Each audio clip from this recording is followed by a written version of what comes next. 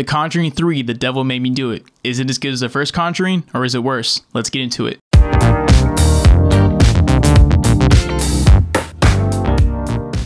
What's going on, you beautiful people? My name is Zoe Crawford. Here in this channel we talk everything movies, so if that interests you, please consider being a subscriber. I would really appreciate it. And yes, I know I'm about a week late here on YouTube with this review, but you're talking to the king of procrastination here on YouTube, everyone. And you know what? I will happily wear the crown of putting things off until the last minute. I will hoist the procrastination crown upon my beautiful curly hair and strut around town like I'm John Travolta.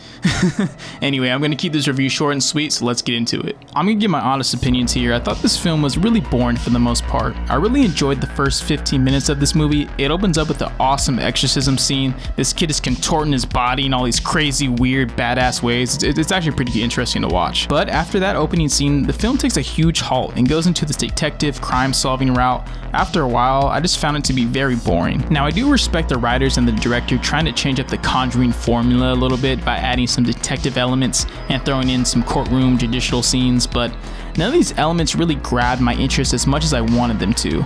On paper, this sounds like a really compelling horror film, but it fails on executing these new ideas into something exciting or suspenseful. It's like they wanted to break away from the Conjuring formula, but at the end they just ended up reverting right back to it. All of the acting in this film is very good. There isn't a character that feels misplaced or miscast. Patrick Wilson and Vera Farmiga are excellent, as always, as Ed and Lorraine Warren. Their performances definitely carry the whole movie, because without them, I would have rated this movie a lot lower than I did. I'm going to give Conjuring The Devil Made Me Do It a 6.5 out of 10. If you've seen the trailer for this film, you've pretty much seen the majority of the movie. I really wanted to like this movie, but it didn't do much for me at all.